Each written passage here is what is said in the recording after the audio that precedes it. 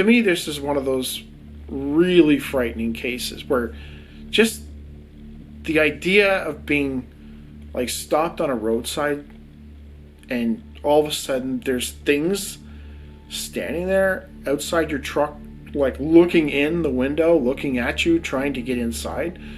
To me, that's like nightmare stuff.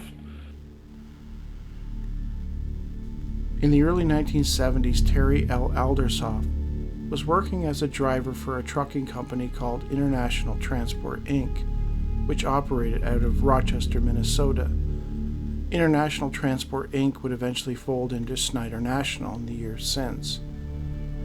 At the time, International had a satellite terminal in Kalispell, Montana, where they would load lumber out of. Terry had arrived at the terminal along with 2 other trucks. They spent much of the day loading and tarping their loads before heading out later that evening. Their destination was a small town outside of Indianapolis. They eventually pulled off the road, spending the remainder of the night just north of Yellowstone National Park. In the morning, after some coffee, they all headed out.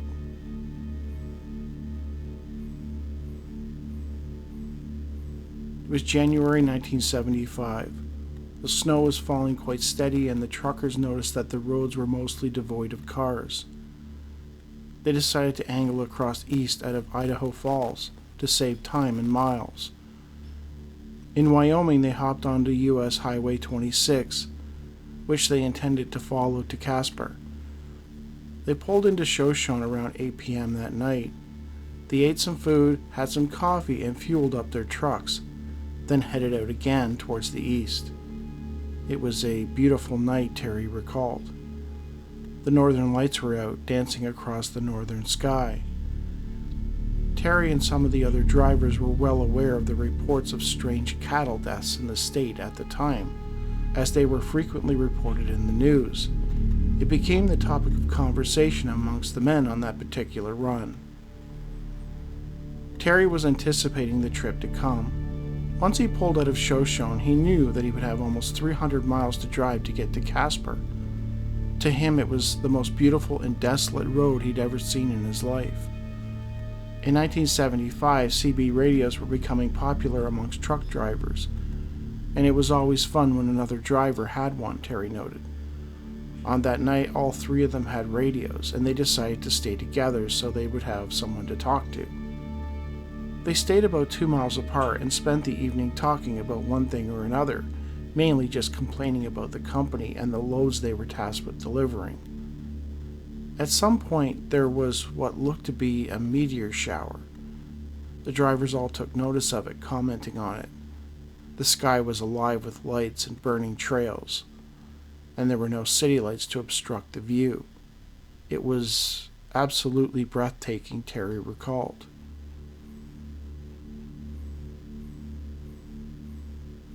It was around 2 a.m. when the lead truck suddenly came on the radio telling whoever was behind him to quit screwing around and get rid of the high beams. Terry had no idea what he was talking about, as he was at least 2 miles behind him and could see nothing unusual. A few minutes later, the radio crackled again. The lead driver was now asking where the lights had disappeared to. A few minutes after that, he blurted out that he saw the lights again. It was all becoming a little confusing. Terry was the middle truck, and he knew for a fact that he didn't see his trailer lights. Terry attempted to talk to him, but the driver was becoming panicky. He kept mentioning seeing bright lights in his mirror. Curiously, the more he talked about them, the more meteors Terry saw appear in the sky. They started joking that the driver needed to keep his eyes on the road and not the night sky, that his eyes were merely playing tricks on him and nothing more.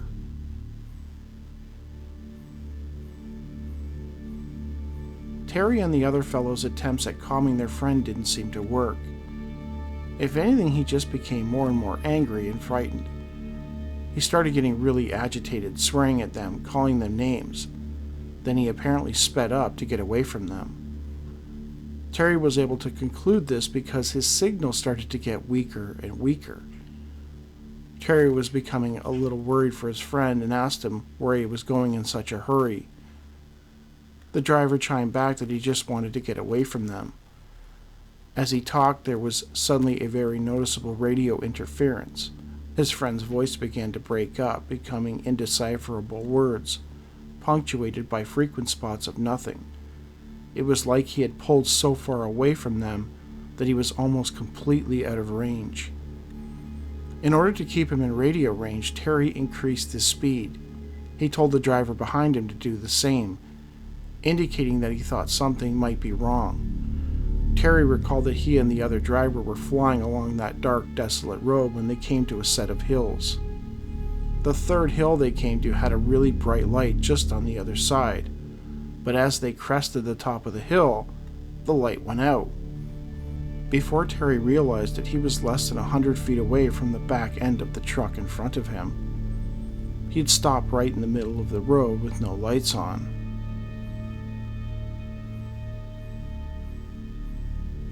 Terry immediately slammed on his brakes, near missing the truck and sliding past it before finally stopping. He quickly radioed the driver behind him to stop, that the truck was parked in the middle of the road with its lights off. The driver reacted, bringing his truck to a stop, pulling off to the shoulder behind the truck in the road. As Terry got out of the truck, he instantly noticed the smell of burning rubber and wood. It was hanging heavy in the cold night air. When he got beside the truck, the other driver was already standing there with his mouth hanging open, staring at the driver inside the cab. The truck was sitting kind of lopsided, as every tire on that side was flat and still smoldering.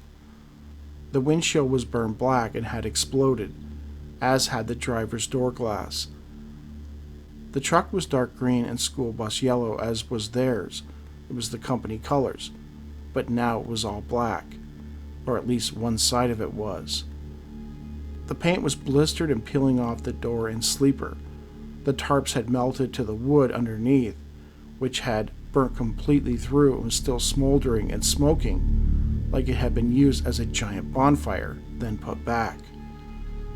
Terry and the other driver opened the driver's door to find the driver sitting there staring out the windshield like he was dead. His left sleeve was burned to a crisp and stuck to his arm, which was also burned almost charcoal black. His face was burnt on the left side and his hair was completely gone. He was bleeding out of the cracks in his skin, and he was having trouble breathing. They spent about an hour getting him out of his truck and into Terry's truck. Afterwards, the other driver managed to drive the truck, even in its partially burnt state, out of the middle of the road and onto the shoulder. The trip to the hospital was nearly 2 hours, and the entire way there, the semi-dazed man spent the entire time talking about the bright lights, asking Terry if he had seen them. Terry told him repeatedly that he hadn't, that he'd only seen meteors in the sky. At some point, he grabbed Terry's arm and began screaming that they were trying to get him out of his truck, but he would not let them take him. During the ride, Terry asked the man what he remembered. It was at that point the man began to relay a bizarre story.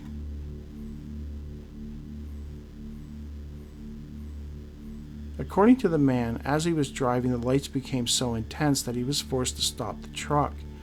He worried that if he continued at the speed he was going, he would most certainly crash into something. Within seconds of stopping, figures appeared at his driver's side door.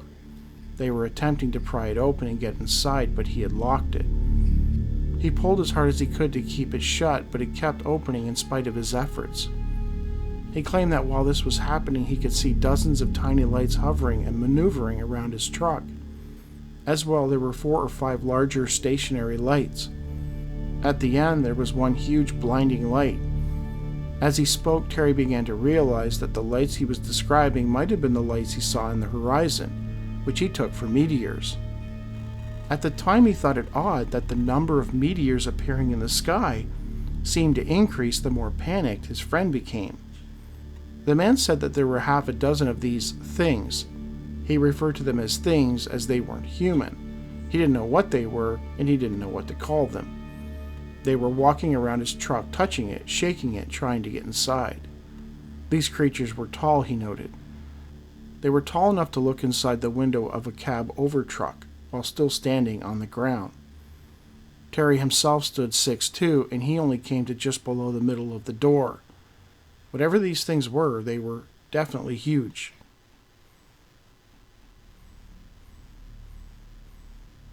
At the hospital, they sedated the burnt man and admitted him. Terry didn't see him again for almost 3 months, but they towed his truck into Rochester, where it sat in the corner of the yard for almost 2 years. He suffered second and third degree burns over 25% of the left side of his body and lost sight in his left eye.